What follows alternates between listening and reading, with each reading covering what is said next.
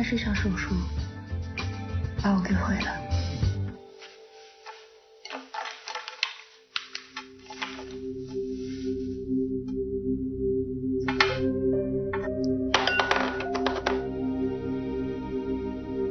本来只是疼，以为忍忍就过了，没想到这才刚刚开始。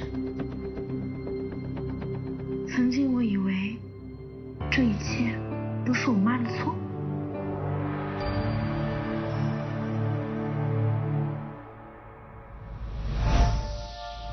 掌声有请被制线人母亲李志军。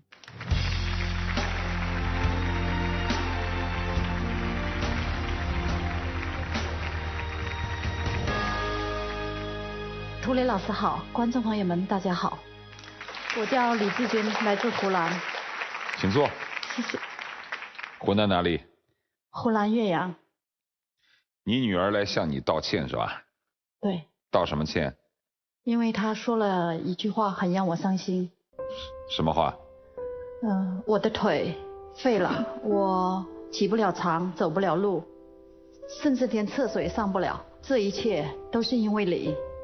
她脚怎么了？因为一次手术受伤了。什么手术？就是抽脂手术。啊，抽脂手术，为了让腿变得更美是吧？对。啊，她干嘛？她是干模特的。啊。结果失败了。对。跟你有什么关系呢？所以我就不明白为什么说是因为我。啊，那我们就请她出来说明白。掌声有请制线人邓阳。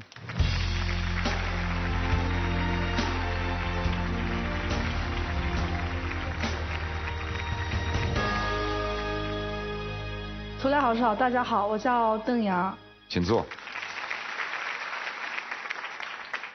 你为什么要做腿部手术？当时可能是因为工作吧，就想要身材更好一点，接通告更好接一点，然后就做了一场抽脂手术。你在哪做模特？我在上海跟杭州。做得好吗？其实不怎么样。不怎么样。为什么这么苛求自己的身材？因为我觉得女生一定要好看，然后要瘦一点，然后就会对自己比较严格。你觉得自己的颜值打多少分？之前可能会99吧，98，现在我觉得自己很普通，就感觉就70左右。对。笑什么？就是给自己点自信吧，说出来。颜值打99。对，之前真的会这么觉得，我之前是个很自恋的人。身材呢？身材会觉得自己比较好，现在觉得不怎么好。对。哦，那不是越来越不自信了吗？不是不自信，这叫做有自知之明，你知道吧？就感觉之前是过分的自大，现在就是刚刚好，你知道吗？你平时跟别人说话的时候是不是很拽的样子？有一点。你这个女儿的性格你评价一下，她是个什么性格？她很有自恋。还有呢？独立、自大，性格比较豪爽的那个，像男孩子。自私吗？有，以前有一点。现在给自己颜值只打70啊，怎么一下低了这么多呢？就是感觉自己其实也没有那么有本事，没有那么有魅力。我之前觉得自己靠脸吃饭呀，感觉钱很容易啊，感觉就是可能就自以为是了，感觉什么都很轻松，什么都很容易，甚至就觉得我妈妈什么都帮不到我，看不起我妈妈。好，就说到这儿，我们就直接说下去。为什么你的抽脂手术失败要怪到妈妈身上？就是可能就感觉身边朋友他们就是感觉他们好像就是有人帮他们靠关系啊什么什么的，而我的妈妈什么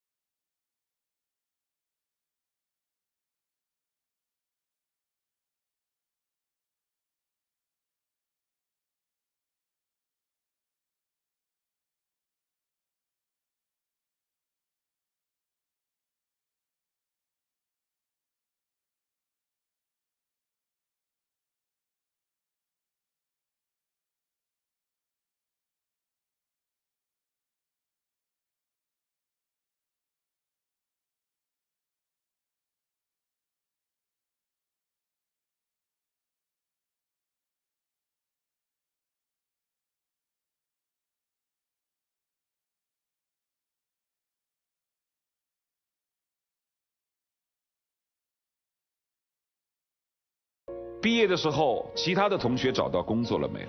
啊，他们有的都找到了。你觉得你那些同学为什么找得到工作？因为他们可能在读书的时候就比我认真一点，就是各方面。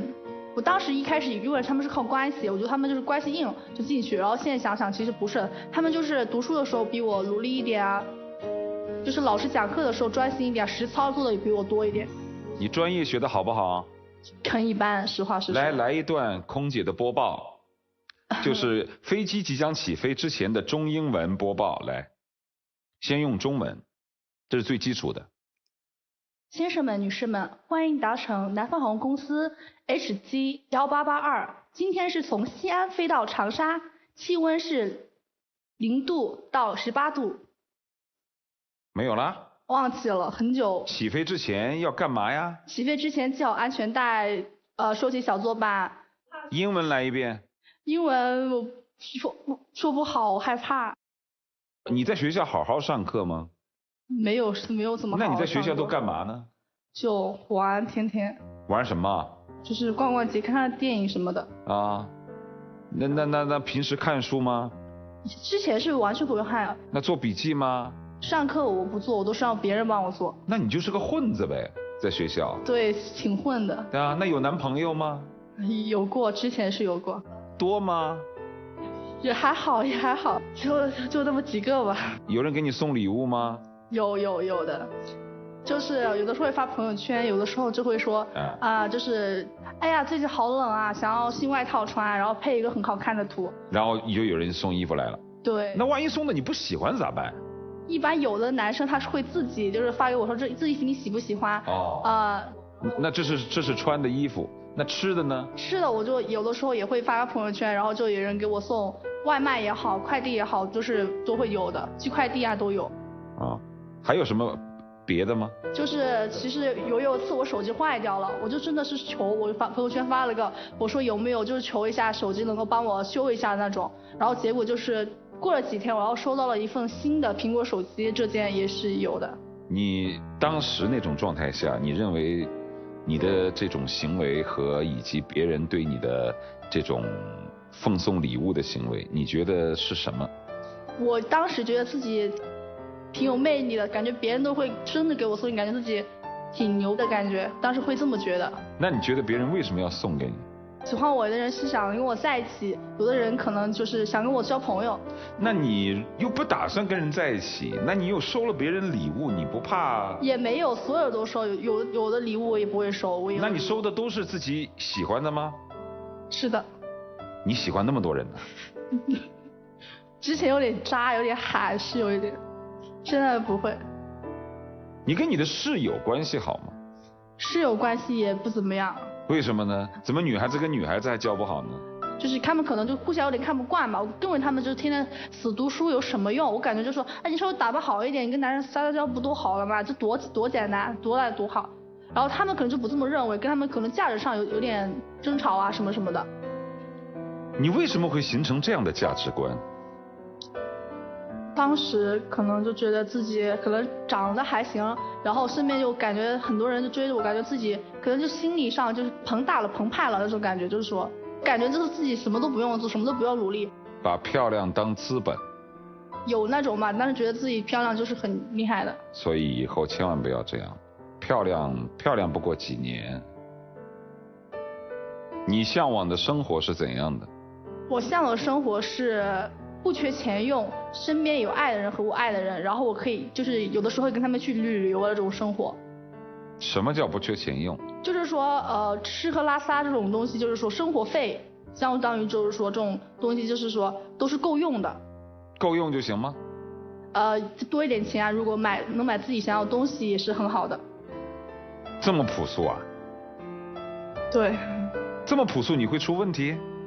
就是现在这么想，当时不是这么想的嘛。我当时就比较物质，就是想过那种大富大贵的生活。什么叫大富大贵嘛？就是住别墅，然后开豪车，然后手里都很多钱，身边就很多人追我，然后感觉自己很有魅力，很优秀。当时就觉得自己就是应该过那种生活，然后现在就不这么想了。对。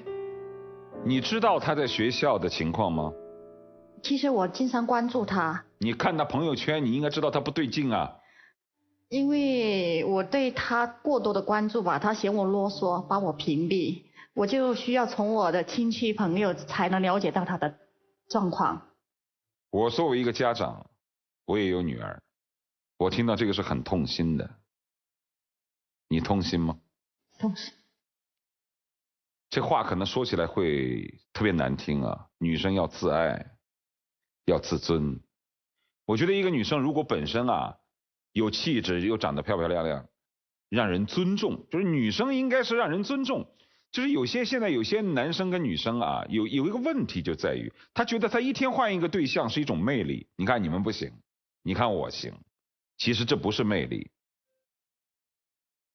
这是什么呢？这就是别人会认为你他是谁都可以追求他的，所以他对你没有尊重。你明不明白？这样会害死你的，你将来不会找到幸福的，明不明白？是的。你妈妈是不是你们当地的一枝花呀？就是她在村里的时候，镇里的时候，她是我们就是公认的很好看的女生。村花特别好看。你是当地的一枝花是吧？我不觉得。你不觉得？不觉得。她真的当时挺好看，年轻的时候很多人追她。我爸爸就那样嘛，我觉得。这上面不写你爸爸是当地的大款吗？这还有点钱吧。当时早售的时候，家里生活条件确实可以。之前家里的时候是有商铺，然后有洋房，有2层。但是有一场变故，就是我爸是做生意失败了，然后我妈得了一场病，家道就是没有之前那么好了。就我爸本来脾气就不好，现在更不好了。就我跟着我妈在家里都是小心翼翼的，你知道吧？然后就当时就是特别不理解为什么什么的。我妈还跟着他，我不知道为什么，我当时真的不懂。那你问他，你现在问他？我问他很多次。那你现在问他吗？我现在问他呀。来问他。为什么你还跟我爸爸在一起？很多生活不是你想象的那样，你看的只是片面，因为。那你就说嘛，我还有什么我们没看到的吗？因为他只看到我跟他爸爸吵架，其实他这种性格，我也要负一部分责任。因为我们的家庭就是一种吵闹的家庭，经常会有打呀骂呀。你的意思是说，除了吵闹，你跟你老公还有温情，是吧？因为我们是在小山村里面的，在我们当地就是觉得离婚，对父母来是一种不孝顺，对当地来说就是这个家族的一种不尊重。那你的意思是还是说没有感情，只是家庭观念而已嘛？是这意思吧？家庭观念有。你就说你跟你老公还有没有爱，对吧？是这样问的吧？你就别的不管，就问你还有没有爱嘛？你们之间还有没有感情嘛？有，你听见没有？有。你不信？我不信，我不信。你认为你母亲嫁给你父亲当初是为了什么？我当初她是为了更好的生活吧，当时肯定这么想的。你觉得你妈是为了钱嫁给你的爹？可能会。后来还是这么认为？不这么认为，我现在不知道他怎么想的。他们俩在一起纯粹是为了说媒，我都不知道为什么跟我爸在一起，我真的不理解。你没问过吗？你当初怎么找的你丈夫？我们是做媒的，当地。你看上他啥了？其实我们结婚很仓促，半个月就结婚了。就问你看上他啥了吗？还是说那个时候不懂事？不懂事，真不懂事。我看资料上写说，你把你父母的婚姻把它描述成是某一种婚姻形式，就是村花配大款。对对对。你是这么认为的？就会这么觉得吧？还是周围人是这么认为的？就没有周围人，是我这么觉得。所以村花配大款的意思是什么？就是美貌与财富的结合的婚姻，是这个意思吧？我想问一下你，是不是在你们附近，你们的亲戚周围的人都经常会议论你爸爸跟你妈妈的婚姻？我小时候是没有听过，但是我自己会亲身中感受到，我感觉他们俩就是一个不幸福的婚姻。我是说周围的人会议论吗？你想想看，你妈在当地算是容貌比较出众的人，然后你爸又小有一点家产，然后2个人过成这样，周围人没有人议论吗？我小时候是真没听到过。现在呢？现在我说实话，我不怎么回家，我1年就顶多回2回。那破产之后经济条件就不好了，对吧？是的。那个时候他是还在读高中还是初中？他还应该是差不多小学毕业了。才小学毕业。对。那也就是说，他的好日子没过多久，爸爸就垮了。对。然后你们家就陷入困境。那家里经济条件靠谁支撑呢？靠我妈。你做什么工作啊？我以前是开美容院，然后做衣服，也做直销。哦。那你说说那段日子，就是你父亲破产之后，你跟你母亲共同度日的日子。是这样的，然后我当时是读小学，然后就是我妈是打3份工，她是自己偶尔帮别人做美容院，然后晚上呢会帮别人处理点事情，然后有的时候会帮别人就说洗洗碗啊，什么东西都会有的。你又笑什么？有什么好笑的？你咋那么喜欢笑呢？他好爱笑哈，关键是不知道他笑什么。没有，我就是内心有的时候会不自信，我会自己，我是你来掩饰自己的尴尬。对，我自己有的时候就是感觉这个场面不知道怎么办，我就会自己就是缓解，我就是。哦，你是自我调节。对，我自我调节，其实不是我真的想要，只是我自己不知道该怎么办，我是自己。那你继续说，你继续说。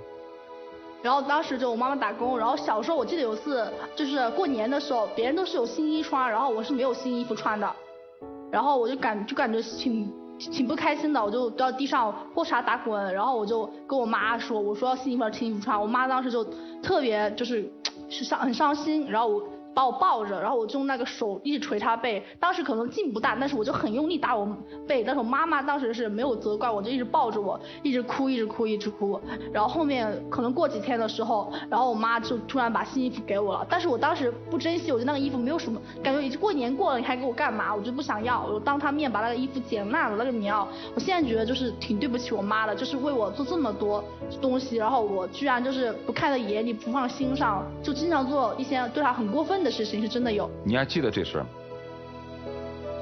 不太清楚了。不太清楚了。对。我总感觉你坐在这个位置上，很多事情都不想说。你是觉得说了丢人对吗？因为小孩子有脾气性格，但是不对呀。我也能够理解。其实我们做节目做这么多年了，按道理像这样的情况，孩子任性是可以理解的。但是当你已经买了新衣服给他，他还把它剪破，这就有点心理扭曲了。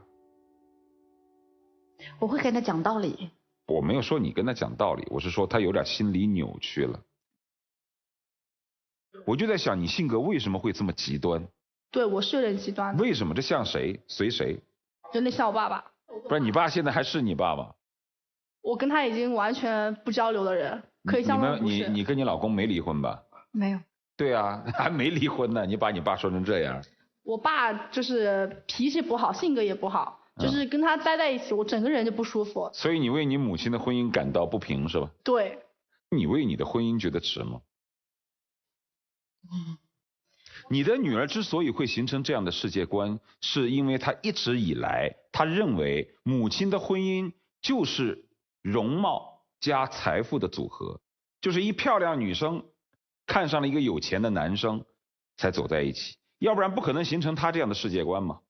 她后来所做的那些什么让别人给自己抄笔记呀，是吧？在朋友圈里面暗示别人买东西呀，什么希望过上怎样的生活，这种物质化的价值观，其实都来源于以前她对于你和你丈夫的婚姻的理解。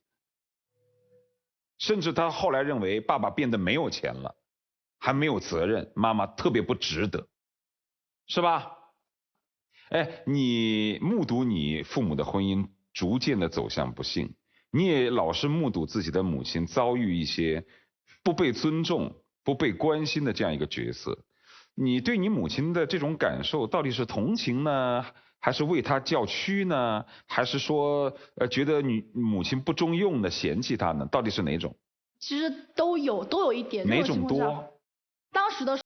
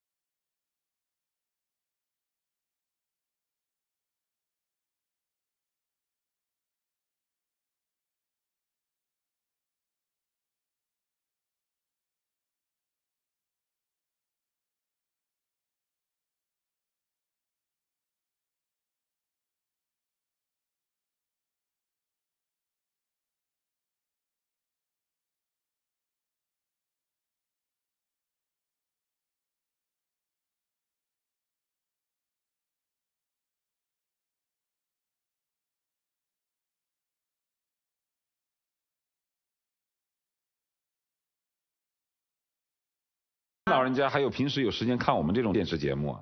这个节目挺火的呀，主要是觉得涂老师你很帅。不要拍马屁。真的，主要觉得你很帅。你自己报名来的是吧？对。你为什么要来？为什么要在这样一个正式的场合向你妈妈道歉？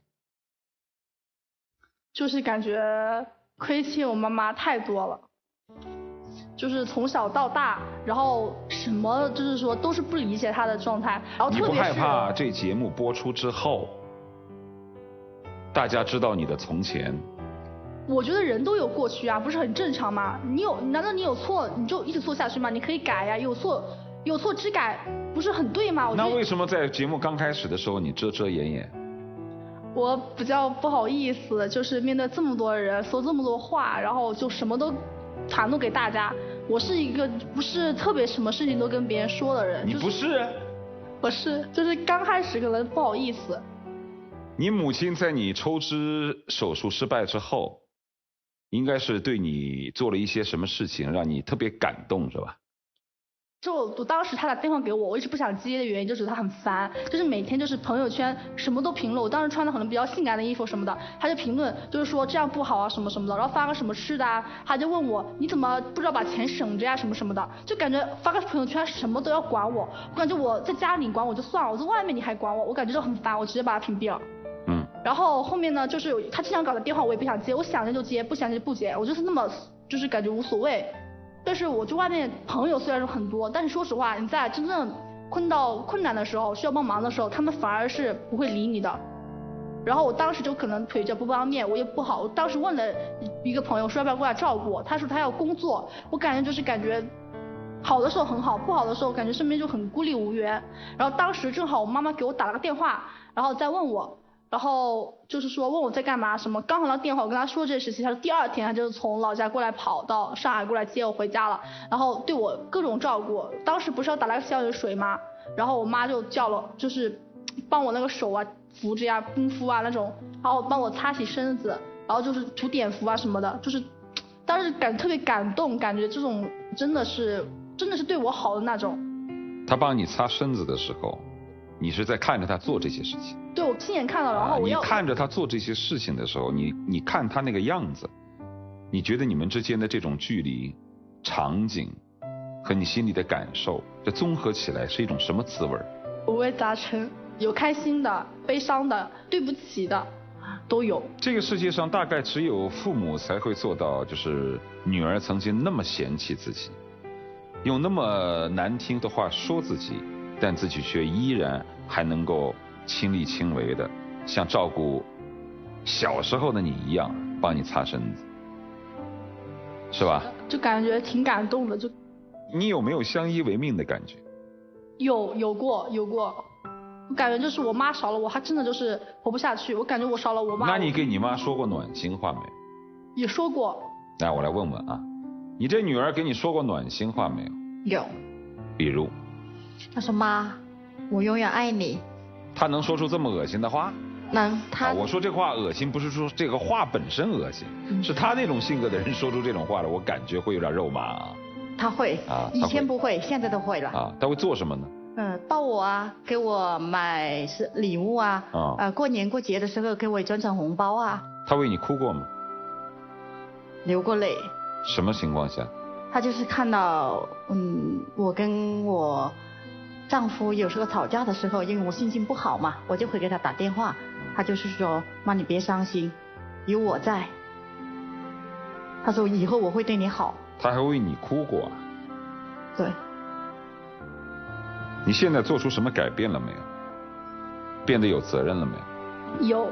你做什么？就是我现在每个月挣的钱嘛，我之前是把很多钱花在房租上面，我想要就是给别人看是体面的生活，我现在觉得没有必要了，我感觉就是踏踏实实就好了。我现在就是花600块钱租一个便宜点的房子，然后再给3000块钱每个月给我母亲生活费，给1000块钱，然后给我妹妹的日常开支，还有的时候我外婆她生病了，有的时候也需要，然后剩下的钱我可以存着，或者用来做自己的生活费。你现在变得这么好啊？人要做出改变嘛，知错能改。他现在变得这么有责任心。他改了很多了，已经是。你觉得现在这样的日子过得更舒坦是吧？对，很舒坦。你现在谈男朋友了吗？没有。还没有。对。你想找个什么样的人？找一个爱自己的吧，我不想找个我爱的，我想找个爱我的。哎呀，你这个还太小了，年纪还太小，但是一些过去的习惯太不好了。因为你之前开始所描述的，你所说的很海很渣的那个你啊，是真的是让人很讨厌。希望你能有彻头彻尾的改变，因为以后的路还好长啊，你还有好多机会，是吧？希望你痛改前非啊！必须。我相信我们今天的2位线上的老师肯定有特别的多的话想说，尤其是石老师。让我们先有请石老师，好吧？2位好啊，这是一个亲子的题目。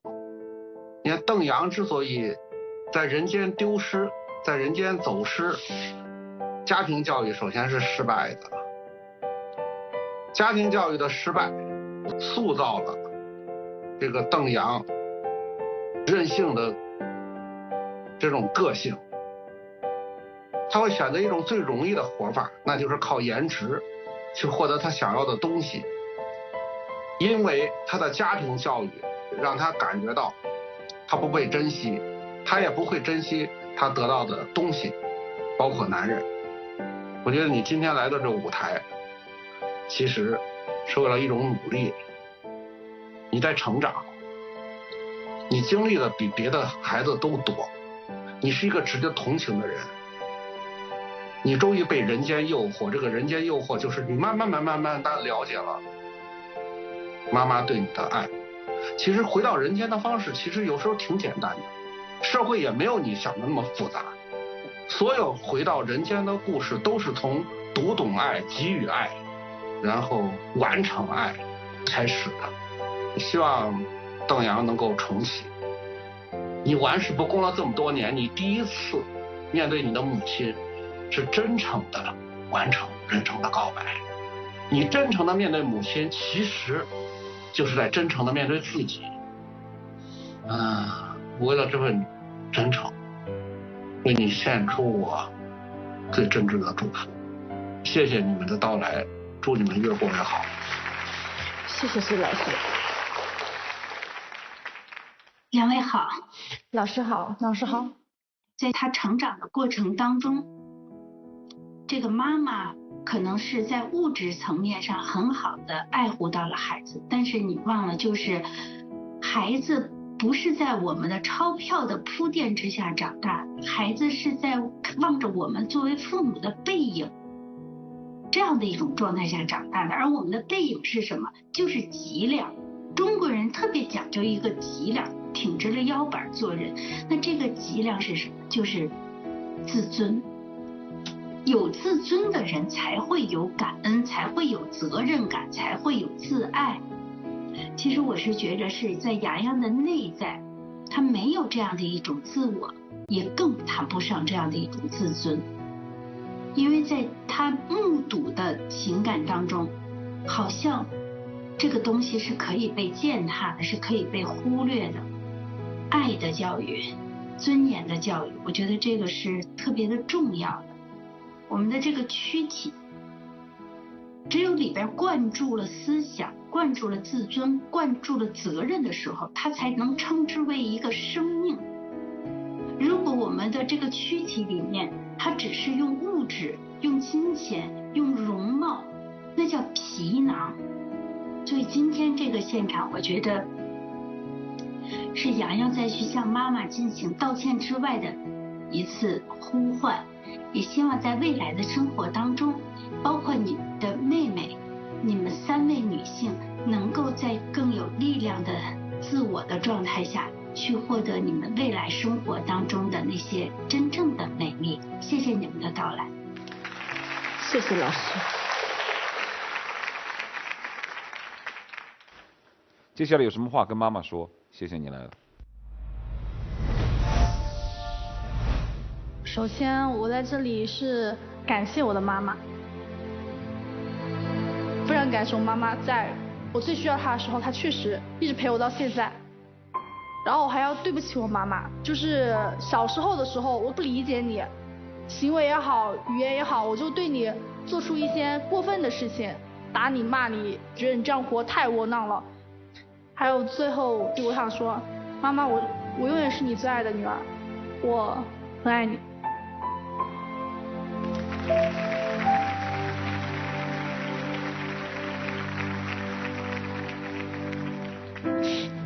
亲爱的洋洋，其实你现在这个状况，妈妈要负很大责任。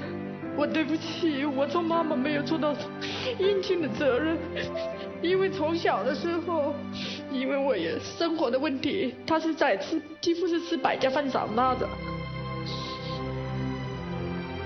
我以后会努力改变我自己，让自己变得更好。妈妈永远爱你。妈，你不要哭了。没想到你受了这么大的内心伤害。没有啊，没有你就没有我。你不要哭了。没事。其实啊，没什么好悲伤的。为什么？因为还年轻，他才45，你才20，你们完全可以选择自己的新的生活，就看你选不选嘛。45算什么嘛？来看看他送给妈妈的礼物。本栏目由3合1新方法养护骨关节营养无骨比例赞助播出。你不是没戒指吗？给你买个戒指。你结婚这么多年，没人送你，我送你。谢谢，我给你戴上，好了。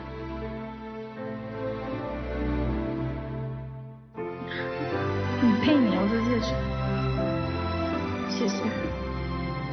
在节目刚开始录的时候，你有点担心吗？有。第一，自己说错了话，家里老公要找你算账。第二，女儿如果把自己的过去说得太不堪，将来怎么做人？是的。你担心这2点对吧？对。但其实没有什么好担心的。你的婚姻处理的好不好，失不失败，并不能成为别人尊重你还是歧视你的理由。因为在这段婚姻当中，你是负家庭责任的，别人怎么说是说你是这个农村的一枝花，然后嫁了一个土大款，别人是别人认为的，只要你内心认为我是正儿八经过日子，我也从来不去做一些伤害家庭的事情，我也没有背叛婚姻，我更没有好吃懒做，那就没问题，就没有什么人瞧不起。至于他过去发生什么和未来发生什么，虽然有联系，但今天是一个很好的开始。好，就这样，再见。谢谢。本栏目由3合1新方法养护骨关节营养无骨比例赞助播出。感谢我的妈妈，在我最需要她的时候，她一直陪我到现在。我永远是你最爱的女儿，我很爱你。我以后会努力改变我自己。妈妈永远爱你。